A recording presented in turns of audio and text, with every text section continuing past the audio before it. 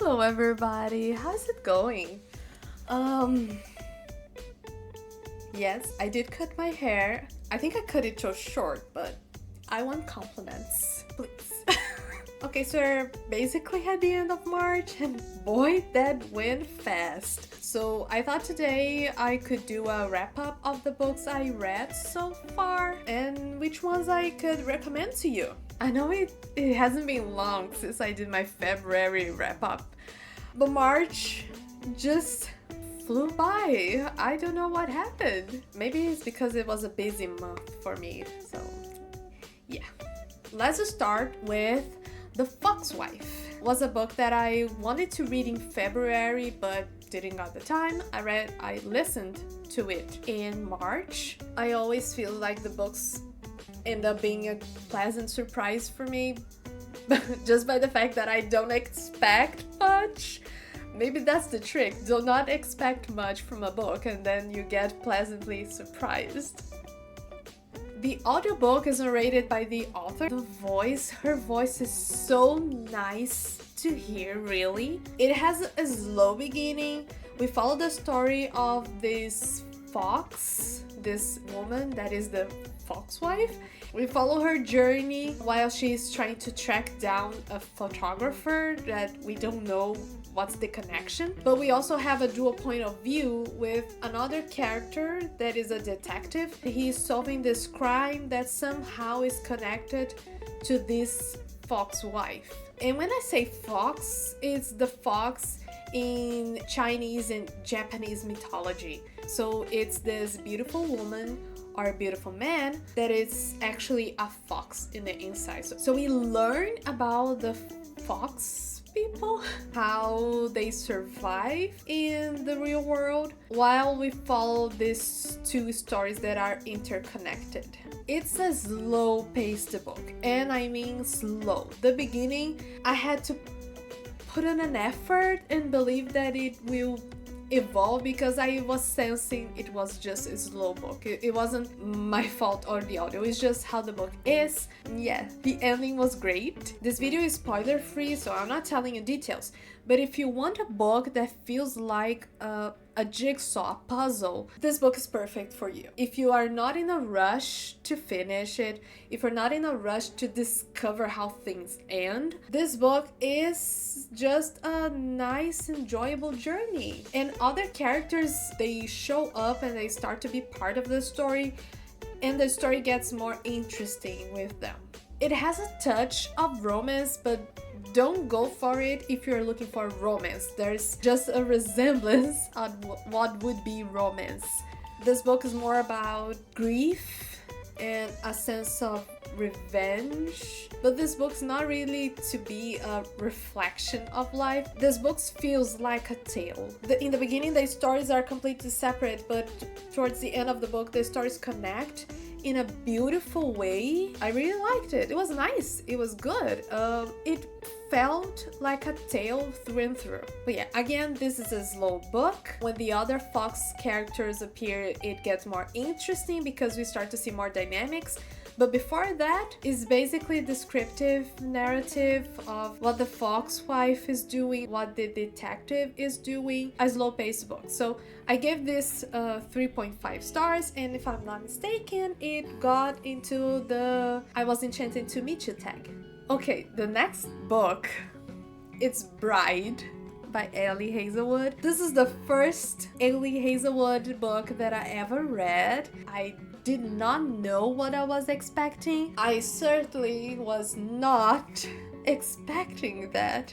If you know, you know. This book was fun. It was fun. It's a romance, a supernatural romance, so we follow the marriage between a vampire and a werewolf to join forces and kind of like be a peace agreement between the species. And yes, we humans, we are there, but we are there.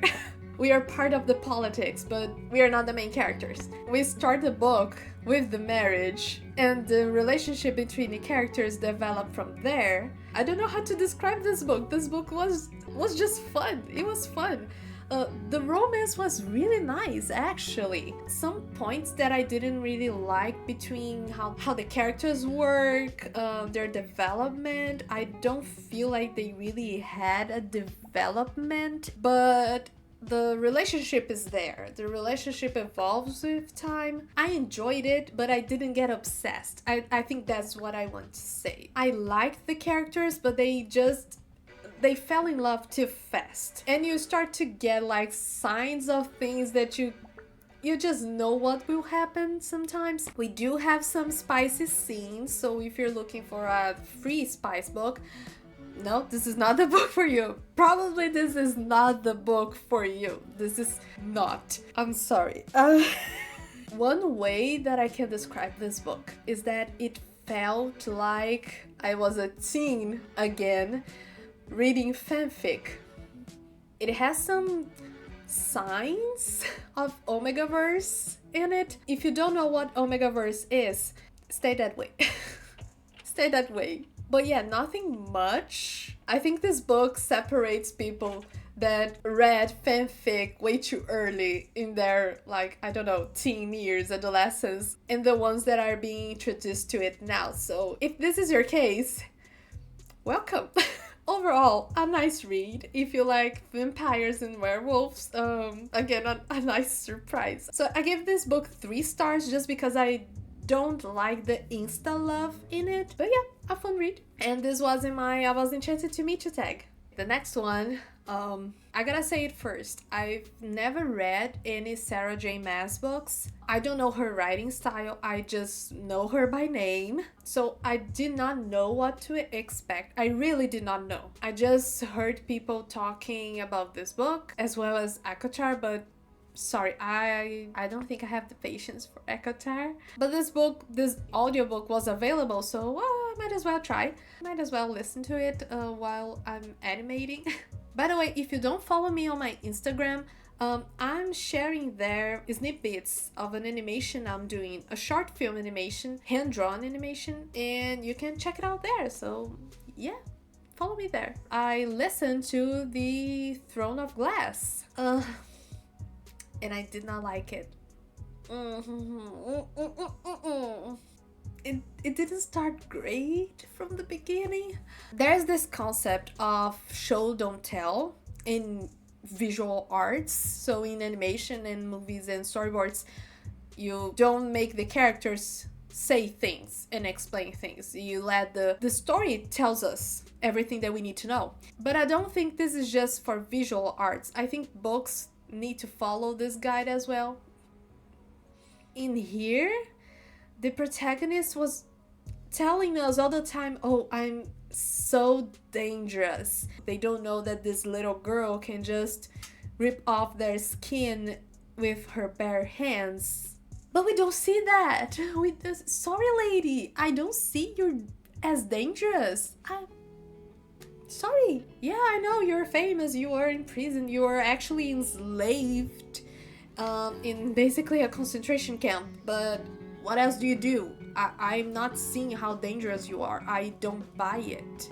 And we start with a potential of a love triangle. I don't really care for love triangles. I think sometimes they can be interesting because you have like an option. Because the option is a lie. You guys know that. Like the author knows who is going to be picked, and we, deep down, we know who will be picked, but we like to pretend that we have the choice. So the love triangle here, I don't care. I don't want to be mean to this book, but the characters, they felt the same. Like the boy characters, they were basically the same, but one was a guard and the other one was a prince, and frankly, I prefer the guard. If I'm going to choose one, because at least he's like a normal person. He's not pretentious. Even how the protagonist, like, I don't know, interacted with the characters, it was similar. And another thing that I felt in this book is that it was really trying to be a feminist book, but not really. You are a badass female character if you're violent, just because of that. the other characters, they do not listen to you, they do not care for you, they do not respect you, even though you're such a badass. Why aren't you someone that they can like admire? Why can't we have a scene of other characters being like, oh, you're actually more than a pretty face? That would be better. We don't have that. We don't even have that. We only have her advocating for herself that, yeah, she's a badass. We do have an action scene in the end, like the final fight, but it honestly was confusing. I got lost. We had some fantasy elements and it got confusing as hell. And I was like, yeah, I don't think I'll listen to the rest of the other books.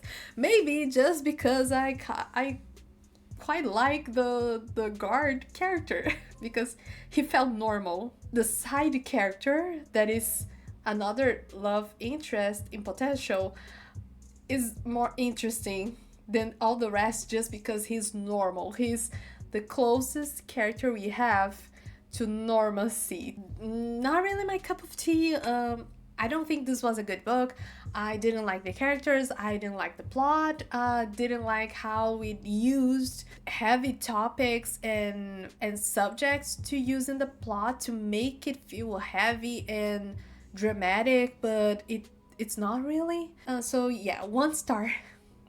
1 star. And this goes to my long story short, it was a bad time. After this awful 1 star, I got to experience my first 5-star book of this year, and that is Starter Villain. Boy, how I wish I could just erase my memory just to listen to this book again. I just loved it. This is fun. This is hilarious. And the narrator, oh my god, the narrator, he was great. All the acting in his voice, perfect. Oh my god, I love you. I really love you. I love this book to a point that I was about to force my husband to listen to it with me just because I wanted to share it. I just want to share this book. Please listen to this book. And talk to me. Please. Do yourself a favor and listen to this book. And I'm telling you to listen just because the performance is so great, but honestly, this one, I will buy the physical copy. I just loved it to no end. So what is this book about? I just noticed I didn't talk about the Throne of Glass synopsis. Whatever. Okay, so the synopsis for Starter Villain. We follow this man named Charlie, and Charlie has 2 fluffy cats, and he's broke. He's completely broke. He has nowhere to go because his house, that was his father's house, something happens to his house. And his siblings, they don't really care for him. They are actually fighting him to get part of the house because the father died and the house is for all the 4, I think it's 4 children. Anyways, but it was not only Charlie's father that passed away. Charlie's uncle passed away. And why is Uncle Jack so important? Well, just for the fact that Uncle Jack is a billionaire. Jack left everything to Charlie. That dream that you would wake up one day and someone would call you and say, oh, all your life struggles were just a test to see if you're a good person, so now you are rich, you don't have to work anymore. That's basically what happens to Charlie. Okay, so Charlie has to work in his uncle's business. What was Uncle Jack's business? Uncle Jack was a villain. And this has such Megamind vibes. Oh, I can't stop laughing just because he's hilarious. So yeah, that's the plot. I won't say anything more about it other than the fact that we have intelligent cats. This book is from a cat lover to another cat lover. So I do think if you have cats, you enjoy this a bit more than someone that loves dogs. If you're a dog person, maybe I'm wrong, but I feel that I understand it more because now I'm a cat mom.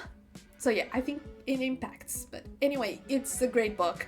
It's hilarious. It's fun. This is a sci-fi book. It won the best sci-fi last year in Goodreads, if I'm not mistaken. I even mentioned it in one of my videos talking about genres and recommendations on book genres. This was in that list, and this is good. This is really, really good. No, this book is not for you to take seriously. This is a comedy book. It felt like I was reading a movie script. And if I'm not mistaken, this will be turned into a movie. Highly recommended. This goes to my timeless tag for sure. First 5-star book of the year. Okay, so after Starter Villain, I wanted a book just to get me off of the 5-star feeling, to get myself back to reality, because we know 5-star books they're not a common occurrence.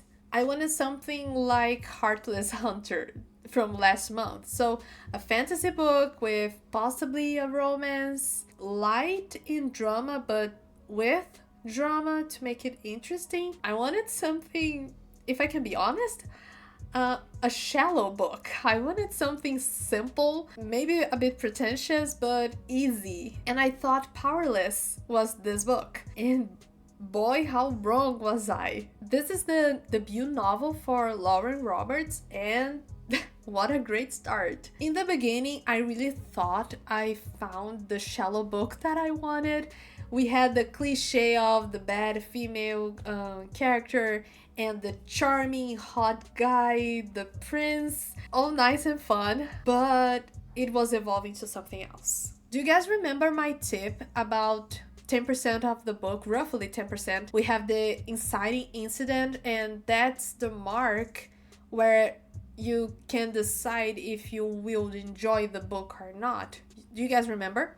So this book follows it perfectly, and at 10% of the book, I was like, yeah, I'm digging this. I'm staying. Even though it looks like it would be cliche. It wasn't. Actually, I think that the cliche in the beginning was on purpose, just to break it in front of our eyes. Everything that I mentioned that I didn't like in the Throne of Glass, we have fixed in here. What's the plot? The plot is, actually, let me describe this book as even Lauren herself talks about this book. This is a mix of the Red Queen and Hunger Games. People comparing it to Shatter Me, and some characters are similar to ACOTAR characters. I've never read any of these books, so I can make this comparison. This is the internet comparing it, so if you know, you know. But yeah, we have some trials, we have some adventure and action, a romance plot in it,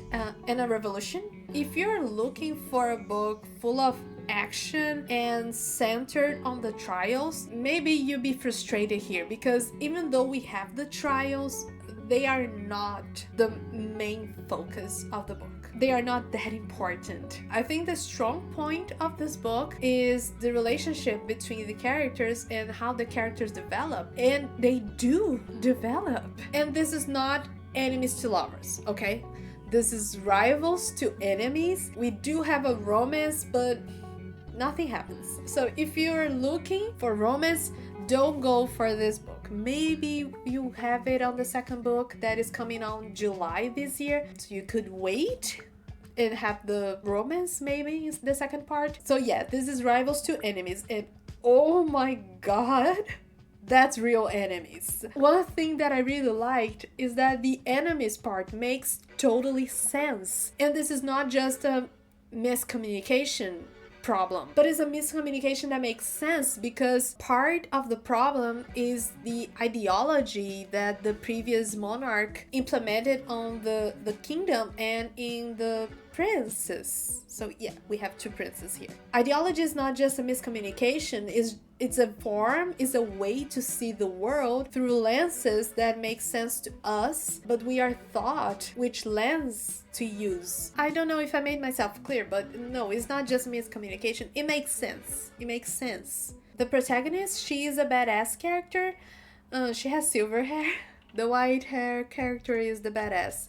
But we do actually see her being a badass. We do see. She fights. She throws punches. She bleeds. She sweats. She is a warrior. And she's not just a warrior because she told us or some other person told us that she's known for being a warrior. We actually see that. We see that. And the princess, they are so different from each other and the development is so different. So we do start with both of them being very cliche-like, just like the main protagonist, but they develop in two different paths, and we do see one of them that was just looking at her like, oh, that's a pretty face. He starts to admire her as a person. He starts to see her as an equal, not only because she is smart, she is reliable, she's independent, but because she can handle herself and she's not taking shit from anybody. He's admiring her. Why can't we have characters admiring the female protagonists? They don't need to be saved all the time. They can be saved, but they are more than that. And the other prince, he starts admiring her, but somehow he ends up going back in development and see her as pretty. He doesn't listen to her. He doesn't admire her. And it was so interesting to see these characters talk to each other and to develop. Yeah, for me, that's the strong point of the book. Side note here, my favorite character is actually Lenny. Lenny is a side character, so I was so worried for Lenny. I want more. Lauren, can we have more Lenny, please? Please. Yeah, this was great. This was honestly great. I know I say this a lot, but I was not expecting that. I really wasn't. I wanted a shallow book, and I ended up with a book full of character development. I didn't really care about the trials. They were there, but oh, fine. And the ending was bloody. Oh, another thing, just before wrapping up, the action here, the choreography is so well written and described that you can actually picture it in your head. Do you know when you're reading an action book and the fighting goes on and you start to wonder, okay, so if the character is holding like this, how can they turn and elbow? What's the logic? This didn't happen in this book. We actually understood every bit of fight choreography, and I don't think this is an easy task, honestly. But oh my god, how much I wanted just a bit of romance. The expectation of it, the build up was so perfect. The slow burn was so perfect, and we didn't have a release. And I'm craving the second book so bad because of that. Yes, Lauren, why did you do this to me, Lauren? 4 stars?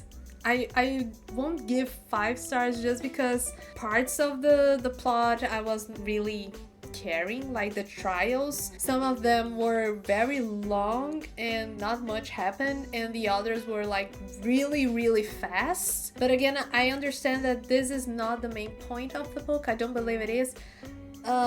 Still, it was not a perfect read, so 4-star read. And this goes to my I Would Marry You with Paper Rings tag.